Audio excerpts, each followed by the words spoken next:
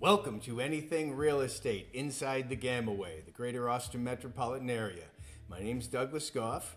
My mission is to help you avoid pesky pitfalls and frequent frustrations. My value is I'm going to tell you what you need to know, not what you want to hear.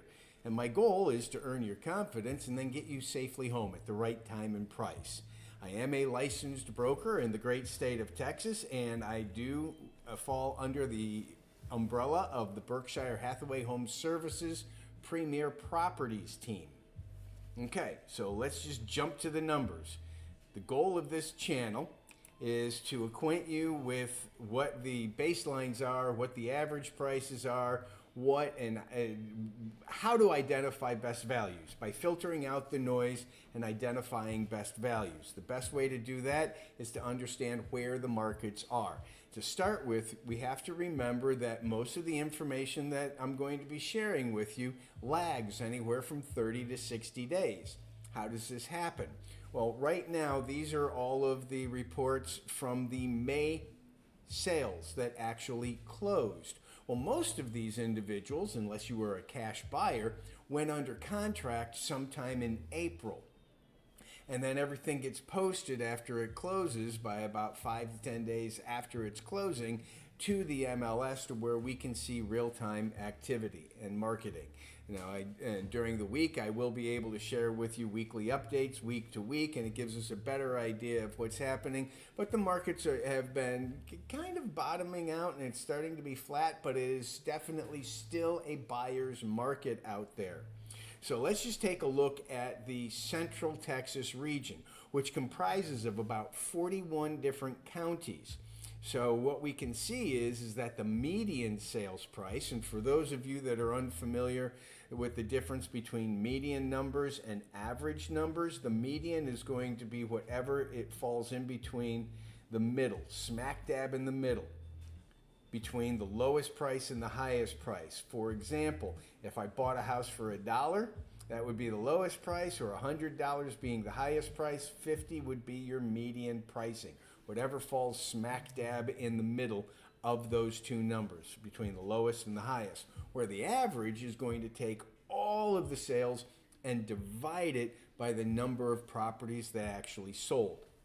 So right now, the range between, if you look down here on your lower right-hand corner of your screen, that $127,000 is the least expensive house that sold in the month of May, where $1.6 million was the highest one. So the pricing that fell directly in between those two numbers, that was in the middle, is $432,000. And we can see that the average sales price was $573,000. Now, in a normal market, typically your average sales price is going to be somewhere between 10 to 15% higher than the median number. So let's get this out of the way and let's bring up the calculator just to see where we are. So in the 41 counties within that Central Texas area, we're going to take 432, we're going to divide it by 573, and we see that we're at about 75%, right? So that means that the spread between the median sales price and the average sales price is about 25%. What does that mean to me as a broker? What that means to me is we still have a lot of wiggle room in the pricing with where the price is actually listed and where we can actually come down. So we're starting to fall out of the range. There's a little bit more negotiating for buyers to get a better pricing on that. Now, if we get a little bit closer into the counties that I service, and I service Travis, Williamson, Hayes County, Bastrop, and Comal, but the overwhelming majority of my business is going to be Travis County, then Williamson, and Hayes. And so let's just take a look at Travis, Williamson, and Hayes counties. And this is for the resale market. What is a resale compared to a new construction? A resale means that somebody already owns the house, it's a private owner, and they're putting it out on the market. whereas new construction is typically done by a builder, and most often it's going to be inside communities, and there's not nearly as much negotiating on the price with new construction because they are offering still that 4.5 to 5.5% interest rate, plus they're covering or giving you flex cash, meaning that they'll help you cover most of your closing costs and fees, setting up escrows and these things. It all depends upon the lender. Well, how can they do that where the private owner that's selling on their own, why can't they offer you those same things? Well, the new construction companies or the builders have their own title companies now. They have their own lenders, right? So they've got a different model. And another big difference between new construction and resale is that typically in the private market, the resale market, they're not going to be able to offer you nearly as many incentives, but they are much more flexible on negotiating what the price is. You're also going to have a larger lot size compared to new construction because those builders are squeezing out as many properties as they can, which means that you typically are getting smaller lot sizes. If you're part of the 80% of consumers out there that are definitely much more price oriented and monthly payment oriented than those 15 to top 10% of wage earners in the country, where they've got a little bit more flexibility. So let's take a look. We were at about what? The median sales price was $432, and we get into the counties that I serve, we're at about $455,000, and then the average sales price is $598,000. So again, let's see how much of a spread there is between the lowest price and the highest price, and the difference between the median price, which is $455, divided by $598, again, makes us a little bit closer. So we're at 24%. So there's still a lot of good negotiating that's going on. You can also see that the average square footage is 2226, so your price per square foot is coming in somewhere around $265 a square foot. We can also see that the days on market has increased 5 days from a year ago this time a year ago. And we can also see that the number of sales is starting to decrease, so demand is decreasing, which means that the private owners, again, are much more negotiable on what that sales price is. Excuse me. And we can see that the volume, the number of sales, the dollar value of sales that came in, were at about 5.5% less in volume than we were at this time last year. So let's go digging in and see what's actually on the market right now today. We're going to come into residential. This is inside the MLS. Real quickly, before we do that, let's come on back and let's see. You can see that as of today, June 15th, this is Sunday, Father's Day. Happy Father's Day to everybody. There's 36 new properties on the market. We can see that 31 of the properties on the market have decreased their price and 11 have increased their price. What does that mean? That means that they put it on the market for a really good value. They got a lot of activity and they saw how much activity they got, so they decided to raise the price. Whereas a lot of people, most sellers, are usually putting it on the market for above what they think fair market value is, preparing for negotiation, and they're not getting much traffic at all, so they start dropping the price. There's a whole bunch of different shell games that are played that go on out there. Okay, so now let's take a look. We're going to come into the residential market. We're inside the residential market. Let's base everything off of where the state capital is, which is at 1100. Come on, computer. We've got some thunderstorms going on right now, so it kind of affects the computer. So we're going to come on in. Oh, and I love HEB. I got their little Visa card, so that thing pops up all the time. We got Congress Avenue. Oh, Congress Avenue in Austin, Texas. And so what we're going to do is we're going to stay pretty much from Georgetown down to Kyle. That's about a 25-mile radius. And what do we see here? We see that we still have over 5,000 properties that are on the market. I want to make sure that we're only looking at single-family dwellings, no condos or townhomes. We can do that, but again, we're just trying to establish where are the best values, because typically when you can identify the areas that are offering the best values or the locations offering the best values, neighborhoods have a tendency to follow the trend. So we still have over 5,000 properties, so now let's go in for what our median sales price was. And actually, what we may want to do is let's go in between that median sales price and the average sales price and splitting hairs, something that I like to do. And so we're going to say $525,000 or less. So our maximum purchase price right now is $525,000. So that gets us closer to that 10 to 15% difference between median and average pricing. Okay, so out of the 5,000 properties, we just reduced or filtered out about 400 properties, 500 properties. And now let's say most people are going to be wanting to have a garage. And so a 2-car garage, again, right now from all of the properties that are on the market in that 25-mile radius, we've reduced the properties by about 10% because we want to have a garage. Now, we also know that the average lot size, not the house size or the living space, that's going to be your average square footage, that 2,200 square feet that we saw on the chart before. But the lot size, front yard, backyard, side yards, is typically about 0.15 acres or larger. And you need to remember that how much is an acre?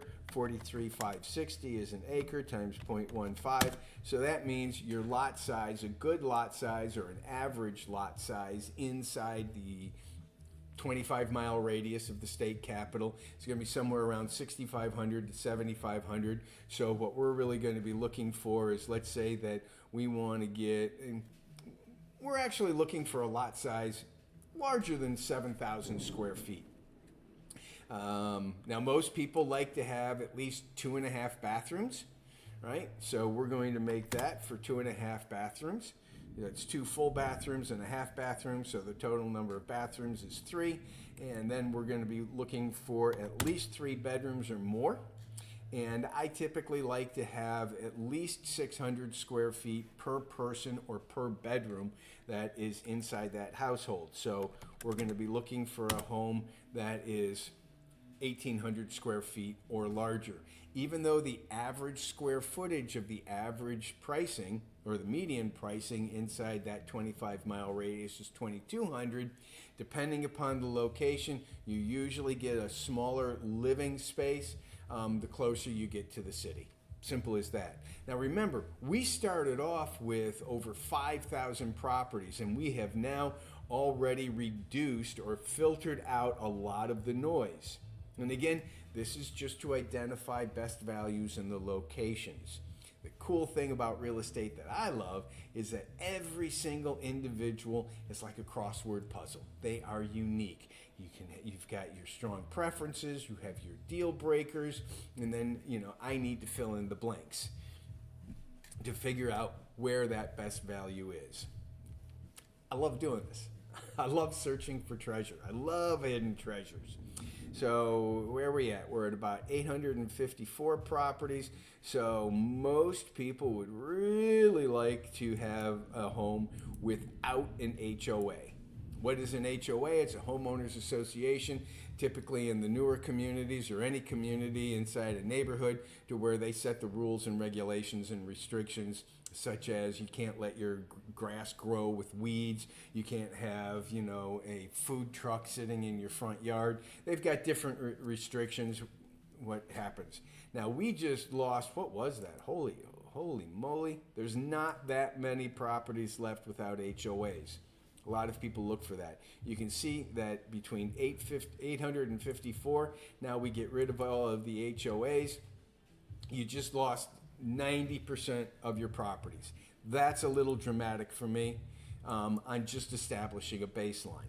So we're going to leave the HOA in there and just know that only 10% of those don't have an HOA.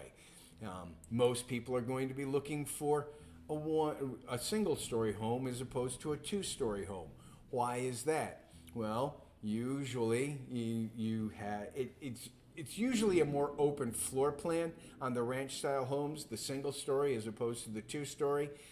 You find a lot of two stories inside the new construction world or the new build world because they're trying to squeeze out that the land they own. They're trying to get as many properties on there so they can give you more square footage, but then you've got somebody on top. So, and again, for the single stories, the ranch style homes, that takes out about 80%. So again, that's a little bit too much to begin with. We can always filter that out down the road when we're dealing with the ideal home as opposed to just a baseline. So we're at about 1,800 square feet. We've got all of that. We're within that 25-mile radius. So let's see what happens when we get to the 10-mile radius, which is where most people are. Now we're down to 69 properties. Again, we've just filtered out about 90% of the properties. So we know that 90% of the properties are somewhere between a 10 to 25-mile radius from the state capital. And again, when we're dealing with commute times to work, if you're working downtown and you're living in Georgetown, now you're looking at about anywhere from a 35-minute to a 75-minute commute, just depending upon what time of day that you go in and whether you avoid traffic or if there are other issues that are happening. So let's take a look at the map. We can see down here that it's loading. Sometimes it takes a minute. And so where are these neighborhoods? Where the best values are? We're going to come in and we can see.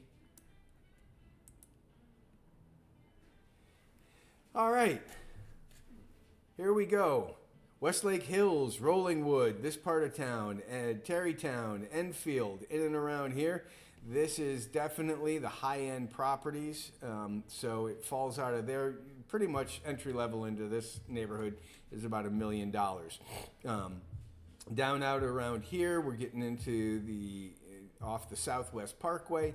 You can see that's getting around Bee Caves. Well, Bee Caves is out here. You're in the Oak Hill area. And then what do we have? In and around here, this part of town, inside the Coronado Hills area that we're seeing some properties. This has been an area that's been gentrifying or been in transition for a while. The Domain is somewhere around up here, so these are interesting to me as good values. Unless you are open to moving into an area to where you're going to have a house that's falling apart and another house that's been completely renovated, these are transitional neighborhoods. Not everybody is keen on that. The Manor area has really been starting to show a lot of interest for me, and I'm always looking to buy homes. And why is that? Because Manor is it's pivotal. You can get straight out into the Leander area, Cedar Park. You're going out towards the north. You've got your Hutto and Taylor area where Samsung's building that factory, and then you're also down here in and around to where Tesla has its factory. So you're really kind of smack dab. You're in that triangle of places to go. You can either go out to the Apple campuses, over to the Domain. You can go, and then everything would be within a 30-minute commute, 20 to 30-minute commute. And most people are looking for somewhere around a 20-minute commute. They prefer 15, but 20 to 30 minutes seems to be the new norms. So we have 69 properties, and then when we come down in and around here, south area is always good. Getting down around Manchaca is also interesting. The only issues with coming east of 35, right? So east of 35, we need to be aware of different flood zones. And Hornsby Bend is another area that I like because you can still get a big bang for your buck. And if you jump on MLK 979 goes straight into Austin. So your commute time misses a lot of traffic in and around those areas. But, you know, generally where we started off, we can see that the best values are going to come in and around here. So what do they actually look like? Let's add in a little bit more criteria, because now we've got 69 properties to be looking at. So I'll tell you what, I really want to take this up to 4 bedrooms. So maybe I've got a kid and I definitely want to keep my office. And so what I'm going to be doing is I'll put it right at that 2,200 square feet. Excuse me.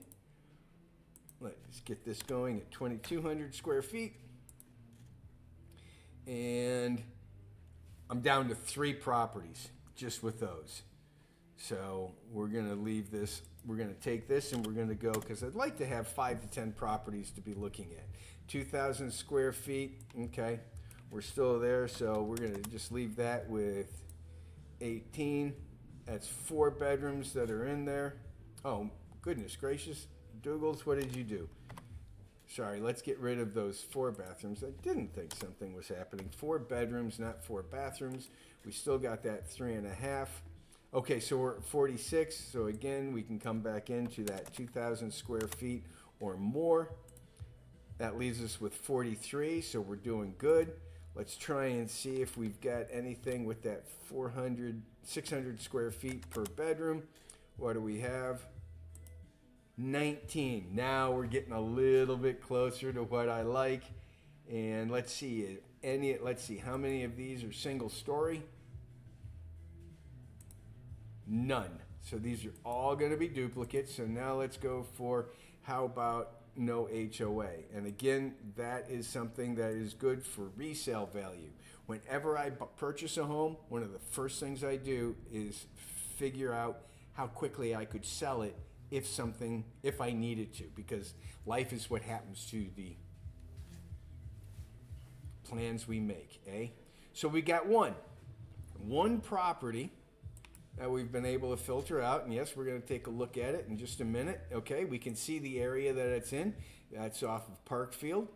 I'm going to save that. I'm going to come back to my criteria, and now I'm going to be coming down to, I'm going to make this 2,200 square feet, so I keep right around that average. Now I'm at about 11 properties. I still have 4 bedrooms. I got 2.5 bathrooms or more. And there is no HOA. I'm going to take out the no HOA. So we know Parkfield is the only one that doesn't have an HOA. I'm not sure if we're going to lose that. And now, okay, so everything is going to be 2-story.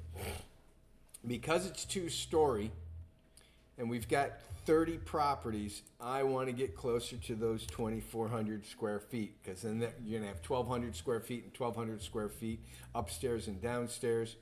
And now we are going to go to our map, back to our map.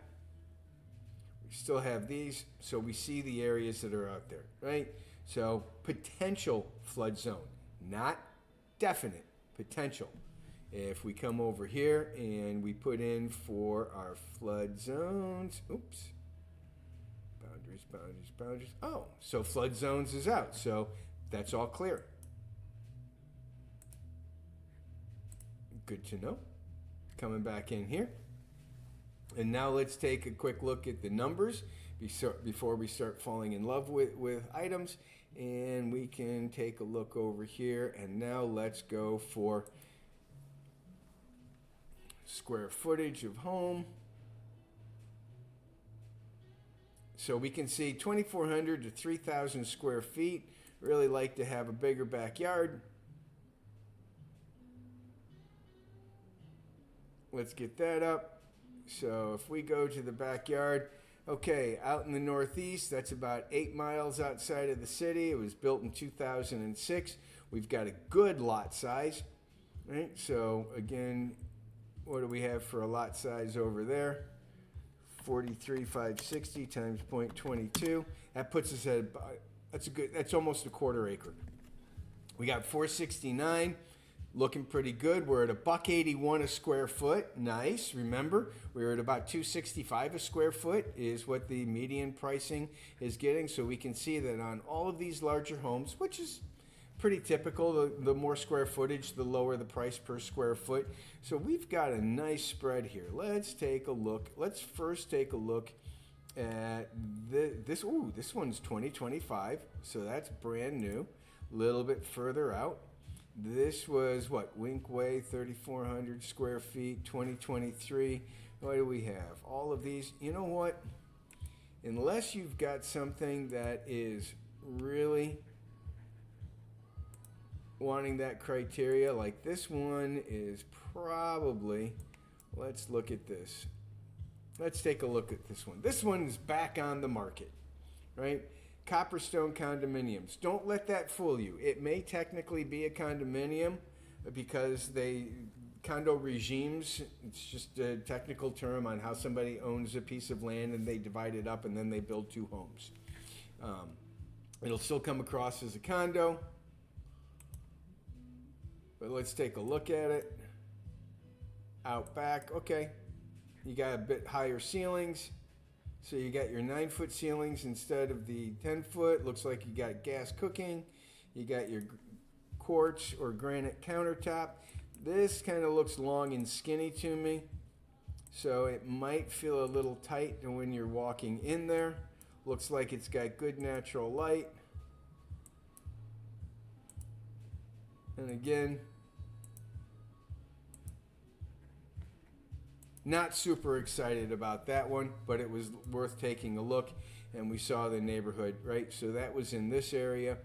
This one is in an this is the Parkfield one. Remember, this one did not have an HOA. It's 525,000. You're at about 7,000 square feet, so that's good, right? It was built in 77, so you're going to have some maintenance. That probably is an 8-foot ceiling as opposed to a 9-foot. That 9-foot ceiling usually makes it feel a little bit larger. Quail Creek, okay, I'm familiar with the area. 5 bedrooms, 2,500 square feet, 2,400 square feet. That means that it's probably a little bit smaller bedrooms. But let's take a look. I like the cut-in shelves. Those are nice. Looks like it's got a cozy area. Roof looks in good condition. You got solar panels over here. Something you need to be aware of with solar panels, do they own them or are they leased? Right? What's the repair cost during hailstorms? Is it going to increase your insurance? All of this is going to affect your PITI. PITI is principal, interest, taxes, and insurance. And insurance companies right now, lately, what did I see? I saw my homeowner's insurance go up 50% compared to last year. Insurance costs are getting larger, and a lot of times, if the roof is less than 10 years old, it's my understanding a lot of the lenders, or not the lenders, but the insurance companies are requiring that roof to be replaced before they will insure it. You got some shutters. Something else that doesn't happen often in Texas that I've noticed is not a lot of gutters.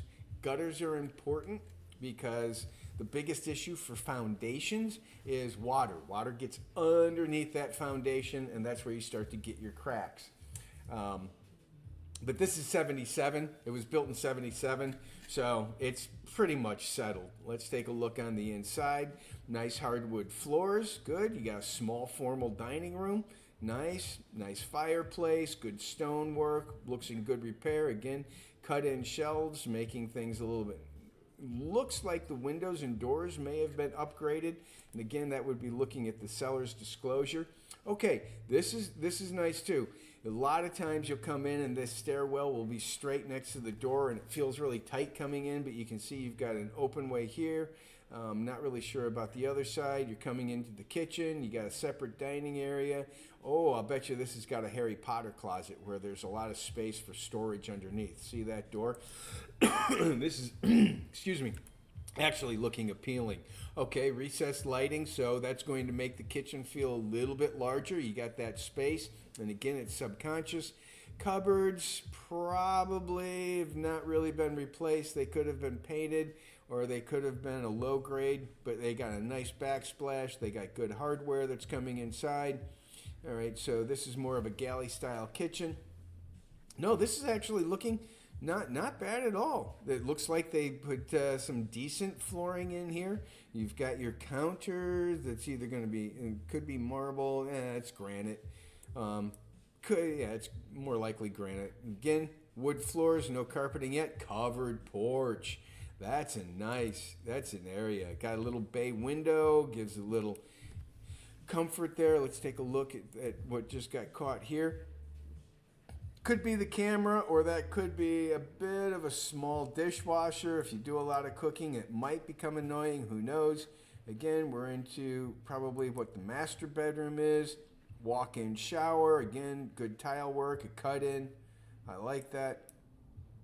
However, let me just take a gander again here. Single sink, not dual sink. Not really a deal breaker, or let's take a look. Yeah, so these are all single sinks inside the bathroom.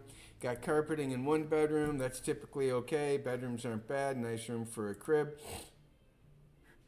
Again, okay, another. Oh, wow. It looks like you got 3 full bathrooms.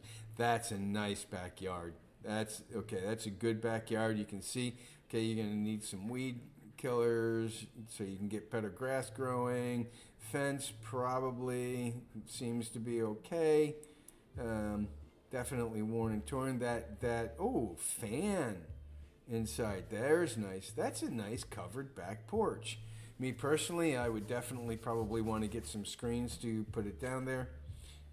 But so far, this is not a bad, this is a pretty good value. And again, also be aware of that when you're coming into these areas. You've got this area to where that's what it looks like right now, and that's a rendition. That's all AI or Photoshop that they put in here. But again, nice backyard. Good area. Chimney looks to be in good shape. Roof looks to be in good shape. Solid front door, like that. Like that. Clean attic space. Oh my goodness gracious. You've got more. Not that you're going to want to put a lot of stuff up in an attic in Texas. They get really hot in the summertime. But overall, I would say that this is something that I would like to take a look at. That's $218 a square foot, even though that it's older. Now we're going to come in here. We're going to take a quick gander at my neighborhood. What's going on? I'm in Parkfield, Cripple Creek, Mearns area.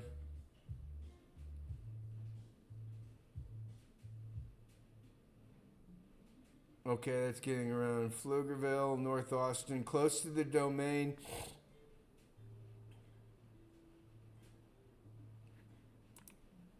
This is one that I definitely would want to take a look at, especially because of no HOA in some of these areas.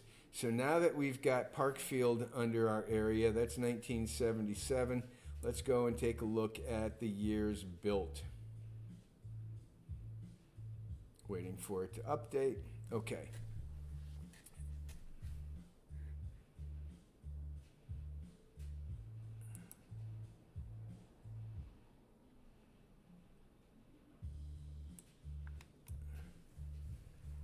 This looks like a rendition, as if they're still building it.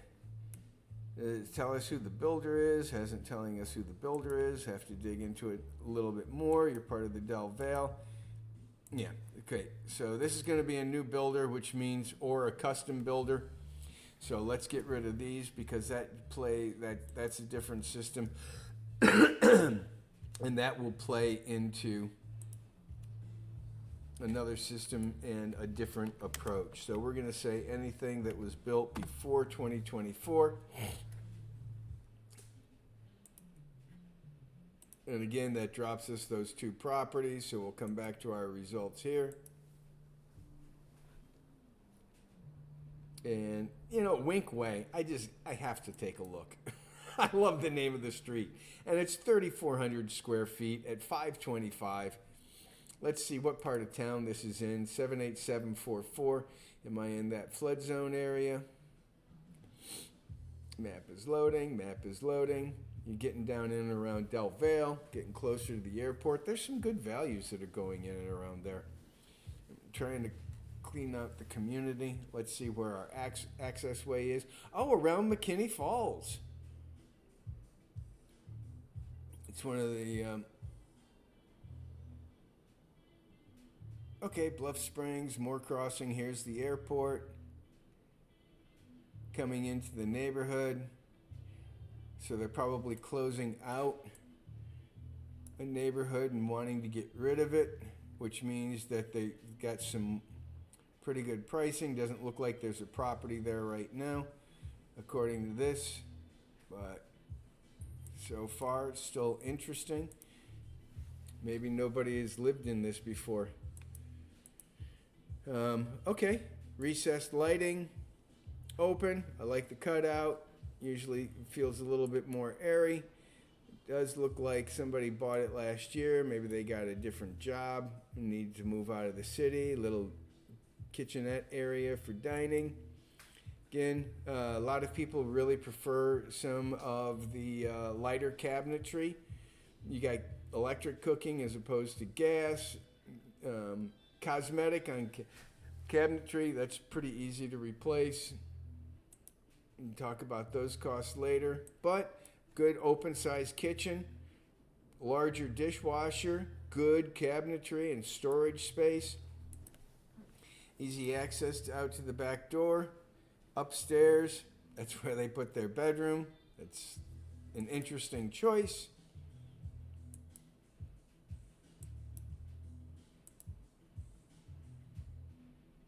Unless, oh, they've got 2 large rooms upstairs. And again, you have to remember that with these pictures, it's kind of like dating sites. You know, never believe the pictures. Wait till you actually get there. Trust but verify. Okay. Again, good sized backyard, another covered porch.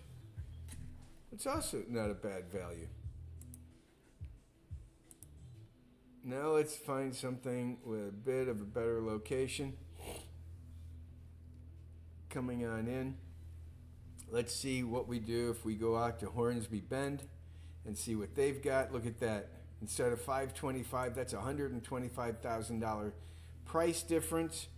Your commute time is going to be about the same depending upon where you're going to. 2,500 square feet, good size, built in 2016.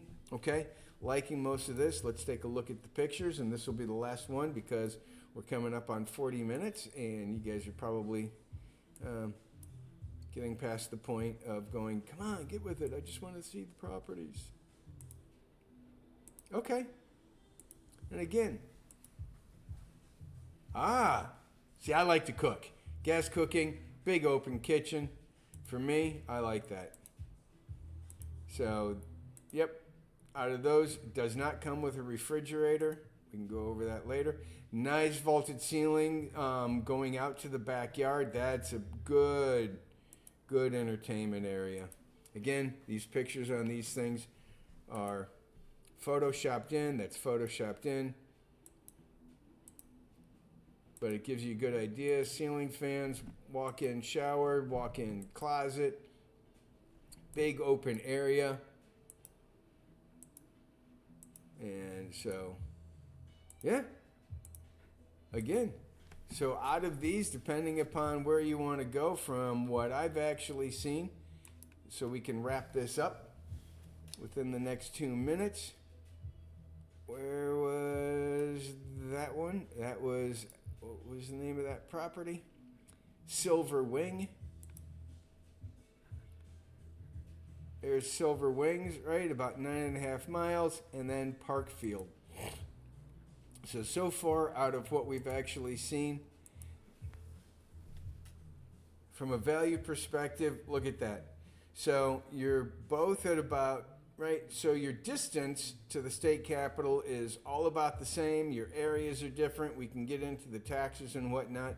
But here out in Hornsby Bend, for that one, it's a bit older. This one doesn't have any HOA, built in 77.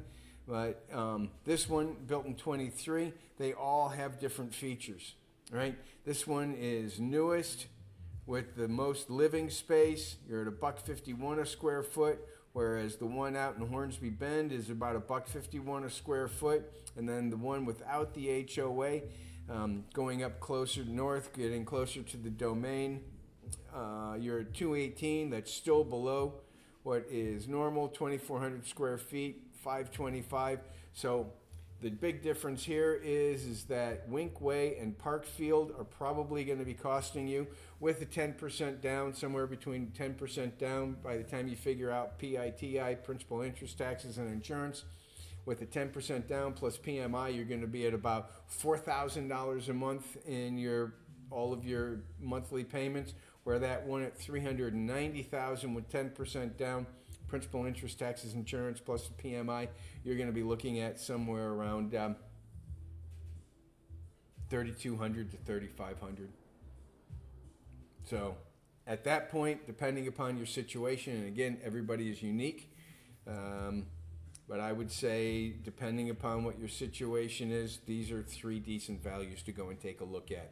If you'd like to schedule a time to talk or tour, please go to the description below and click on the link for Calendly. If you'd be kind enough, if you want to do a lot of your own customized searching, come on over here to my website where you can log in and sign up and do your searches on your own. I do not sell your information. I do not spam you.